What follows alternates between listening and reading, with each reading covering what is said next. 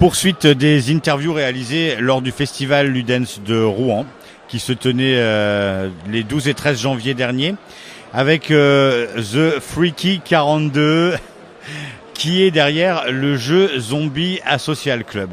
Et on en parle avec le créateur du jeu, qui est Pierre-Yves, et Christophe, qui fait partie de ce groupe The Freaky 42.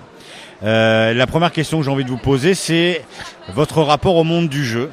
Comment c'est né, depuis combien de temps ça dure?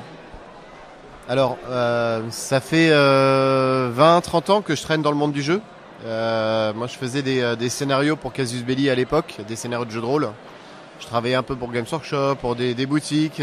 J'ai donné des coups de main à des éditeurs. Et en fait, ça faisait beaucoup de temps que j'avais envie de faire un jeu, de voir l'envers du décor, en faisant un jeu de A à Z. Et donc, j'étais très tenté par l'aventure. Il s'est passé qu'il y a 2 ans, en fait, j'ai lu un bouquin qui s'appelle Le Club des Punks contre l'apocalypse zombie. Un livre de Karim Berouka qui m'a fait hurler de rire et que je trouvais un terrain parfait pour réaliser un jeu.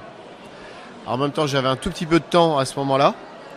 J'étais sur une mission qui était un tout petit peu moins prenante dans ma vie personnelle. Et on a un ami qui a proposé de nous apporter les premiers fonds pour se lancer dans l'aventure.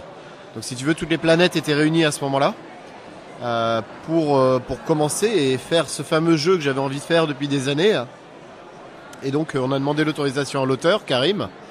On a trouvé un illustrateur très très vite, Melvin.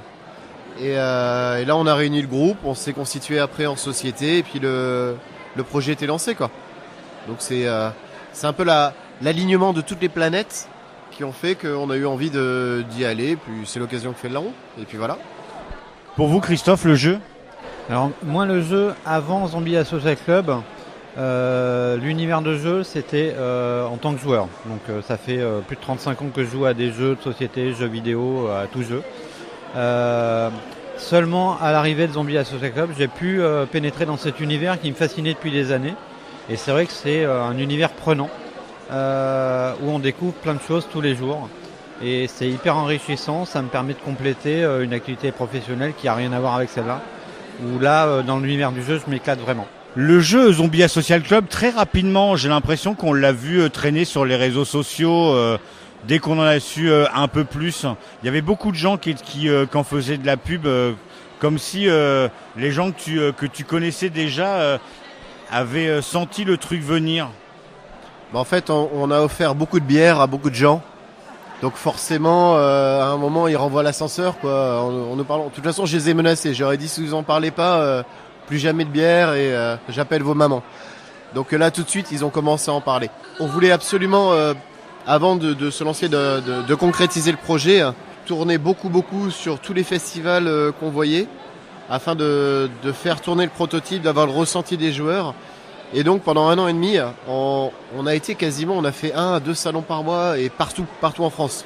Et il s'est passé que le premier prototype, s'il n'était pas parfait, était quand même assez intéressant parce qu'il y a un terreau qui est rigolo dans le jeu, a intrigué tout du moins les gens qui se sont dit tiens, on va suivre l'aventure. Et puis on verra si le prototype en plus s'améliore, tant mieux, on aura un jeu non seulement qui a un thème rigolo, mais en plus avec un gameplay qui sert ce thème, quoi. Et donc on a réussi à captiver un tout petit peu l'intérêt des gens et à boire beaucoup de bière. Et c'est comme ça qu'effectivement on en a parlé un peu sur les réseaux, quoi. Et c'est ce qui nous a aidé pendant la campagne, clairement. Donc c'est pour ça qu'on en a parlé. Voilà, on a eu la chance de rencontrer plein de gens très très bien et très sympas, qui ont accroché l'univers, qui ont accroché le gameplay, même si c'était un premier prototype avec extrêmement perfectible. Et voilà. Et après ça a marché, c'est cool. Et tant mieux. Et une campagne qui s'est déroulée parfaitement, du coup, avec des stretch goals qui se sont débloqués. Au final, on arrive avec un jeu qui est étoffé, d'extension et qui permettent une rejouabilité plutôt pas mal. Hein. Alors parfaitement, c'est sympa, mais c'est pas comme ça qu'on l'a vécu. Hein, on le vit jamais de la même manière quand on est spectateur et quand on fait la campagne en tant qu'auteur. Ah mais on a eu de très grands moments de solitude passés la première semaine. J'avais un copain qui me disait, tu verras, passer les 3 premiers jours de la campagne, où c'est magique, c'est merveilleux, t'as plein d'émotions, tu rentres dans le Mordor. C'est-à-dire c'est long, c'est angoissant, ça décolle pas, il n'y a plus rien qui bouge et tu te poses plein de questions sur la vie et l'existence. C'est exactement ça. Donc on a bien flippé nos mères après la première semaine parce que ça bougeait plus, ce qui est un cheminement un peu classique. Et pour le coup, on a craqué. C'est-à-dire, on s'est dit YOLO, on n'avait jamais fait ça pour l'argent. On va être bien clair. On a, comme tu as compris, on a nos activités professionnelles qui nous permettent de vivre. Où on se fait un peu chier, clairement, sur nos activités. Donc on a surtout tenté le coup de la maison d'édition pour voir l'envers du décor, pour trouver une autre activité, pas pour l'argent, définitivement pas pour l'argent. Et donc sur ce projet, quand on est rentré dans le Mordor, où on a commencé à s'angoisser, on s'est dit, de toute façon, on se rappelle bien qu'on n'a jamais fait ça pour l'argent, donc on va donner plein de stretch goals. Tout ce qu'on peut donner, tout ce qu'on a moyen de donner, parce qu'il ne faut pas qu'on soit à perte non plus, on va le faire. Donc on a craqué, on a fait 48 cartes en stretch goal. On a fait je sais plus combien de paliers, peut-être 15, 20 paliers, un truc complètement délirant. On a offert de la musique, on a offert des figurines, on a offert des plateaux, on a offert des affiches. On a offert tout ce qu'on pouvait offrir en fait. Et ce qui fait qu'à la fin, on atterrit bien. C'est cool, on a fait une campagne aux alentours de 25 000 € avec 611 backers. Et on atterrit bien. Maintenant... d'un point de vue économique, je pense qu'on a fait tout ce qu'il ne fallait pas faire. Et franchement, ça nous a fait bien marrer. Voilà. On a même fait des sous-bocs à la fin. Tiens, tu sais quoi, t'as un sous-boc en plus. Voilà, allez. Et c'est cool, ça nous a fait marrer. Et surtout... c'est de l'expérience. Oui, c'est de l'expérience. On ne refera pas les mêmes erreurs pour le prochain jeu en termes de conception de projet. Ça, c'est sûr et certain. En revanche, je pense que pour la prochaine campagne... on refera volontairement cette erreur de craquer et d'offrir plein de choses parce qu'on veut définitivement... Il y a deux choses qui nous ont l'idée, qui nous ont orientés pendant la campagne et pendant tout le projet d'ailleurs. C'est que les gens en aient pour leur argent. C'est-à-dire, t'achètes pas juste de belles illustrations. On a plus de 80 illustrations différentes dans le jeu qui sont, je pense, quand même d'une certaine qualité, quoi. Enfin, tout le monde le dit et voilà, on va l'en donner. T'achètes pas juste des belles illustrations, mais aussi un gameplay qui est intéressant, qui te captive. Et à l'inverse, t'achètes pas juste un gameplay, tu vois, c'est un ensemble. Donc quand tu achètes le jeu et quand tu participes à la campagne, là concrètement, on a 150 cartes pour 20 balles. Pour 17 balles pour être exact. 150 cartes avec donc 80 illustrations différentes sur le jeu de base, plus tous les stretch goals, plus des sous-bocs, plus affiches. On voulait que les gens soient contents. Et on voulait absolument que ceux qui nous suivent, que ceux qui ont backé le projet aient le jeu extrêmement rapidement. On a fini la campagne le 7 novembre. On a tout validé dans la foulée, les bons à tirer. On a fait des nuits blanches d'ailleurs pour finir tout ce qu'il y avait à finir, pour lancer la production le plus tôt possible. Et là, dès début décembre, on commençait déjà à avoir des jeux qu'on a récupérés pour pouvoir donner en direct aux backers. En un mois et demi, on a réussi à donner les premiers jeux aux backers qui, au lieu d'attendre 6 mois, 1 an pour avoir leur jeu qu'ils ont kickstarté, puissent l'avoir dans les mains avant Noël. Et la promesse, c'était que 1, t'en as pour ton argent, 2, tu l'as rapidement. Et en plus, tu as une démarche éco-responsable parce qu'on fabrique, en l'occurrence en Ile-de-France, mais on voulait fabriquer en Europe et si possible en France, non pas par chauvinisme, mais juste pour minimiser notre empreinte carbone. Ce qui aussi sert nos intérêts, parce que ça nous a permis d'imprimer très tôt et très vite. Tu vois, de ne pas attendre l'envoi d'un cargo qui vient de Chine, qui prend des mois avec les frais de douane. T'es pas content de la qualité de la prod, alors la rebelote, il faut que tu renvoies les trucs. Une galère sans nom, quoi. Et c'est aussi pour ça, dans le cadre de cette démarche éco-responsable, qu'on a essayé au maximum d'utiliser des matériaux écologiques et le moins de plastique possible. Tu vois, à l'intérieur de la boîte, tous les paquets sont roulés par des petits rubans en papier. Alors effectivement, c'est sûrement moins sexy qu'un film plastique, mais en tout cas, nous, ça sert notre intérêt. Et concrètement, c'est plus facile à retirer. Ouais, voilà, tant mieux pour tout le monde. Après, c'est sûr que le jeu, quand on a la chance d'être bientôt distribué par Abyss Corp, le jeu en boutique, on sera obligé de se sacrifier et de faire un film plastique parce que sinon, c'est pas vendable en boutique comme ça, ou difficilement. Mais en tout cas, pour le Kickstarter, pour ce projet-là, voilà, on a essayé vraiment d'orienter notre démarche dessus. T'en as pour ton argent. T'es à peu près éco-responsable, parce que quand tu fabriques un truc, de toute façon, t'es jamais 100% éco-responsable, voilà. Et en plus, tu l'as rapidement.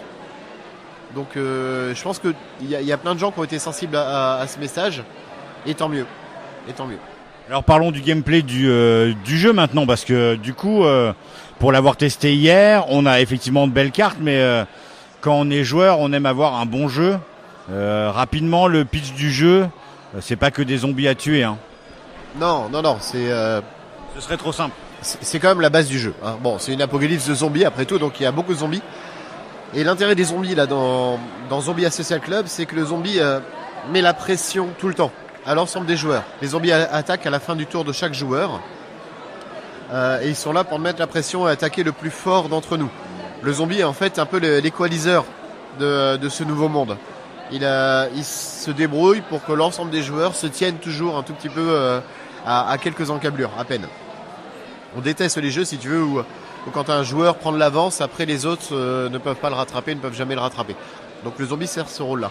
Le pitch, donc, dans cette apocalypse zombie, c'est que tu as 4 communautés qui se battent pour survivre et pour imposer leur modèle de pensée. Tu as des punks, des babacools, des paramilitaires et des capitalistes. Entre nous, on appelle ça le MEDEF.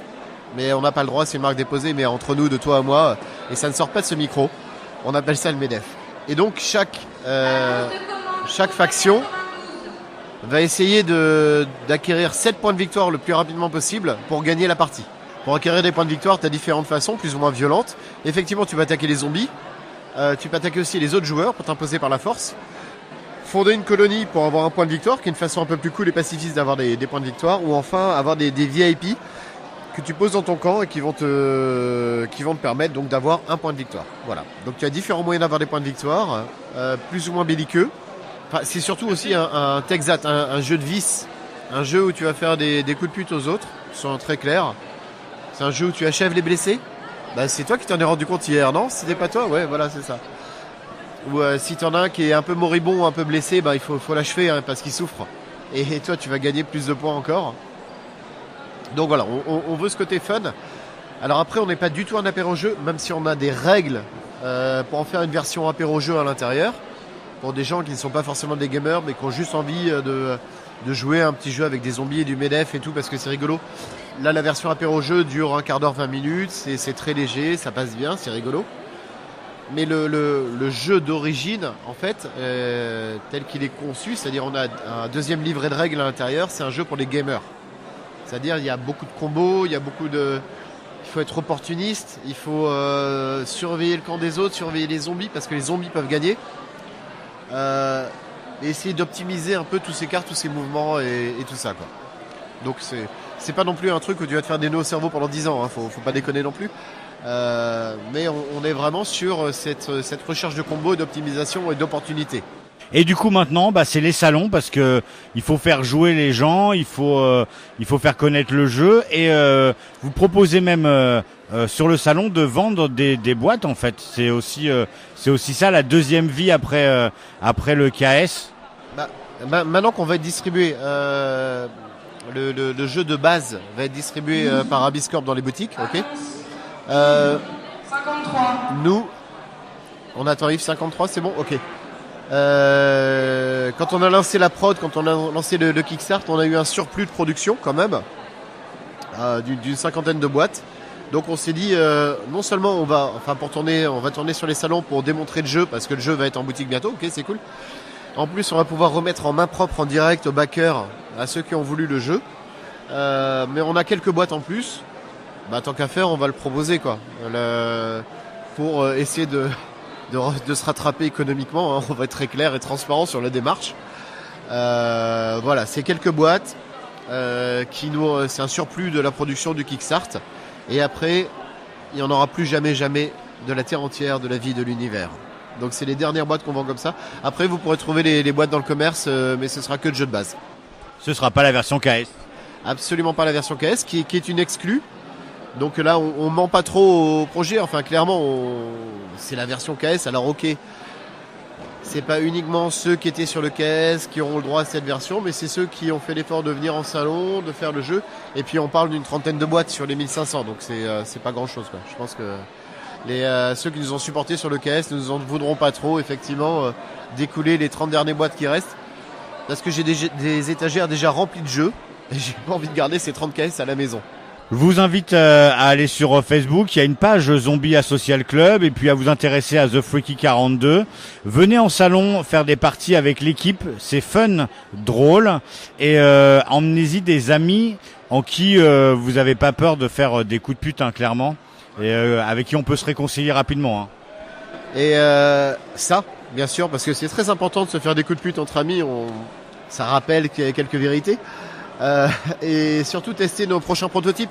On a un excellent jeu à venir sur du tatouage et on a un autre jeu en préparation, un 4X qui va être un vrai jeu de plateau beaucoup plus velu. Voilà, qui va être intéressant à tester. Mais venez nous rencontrer, on aime bien, on boit des bières et on est cool. À peu près. Merci à vous et très bonne continuation.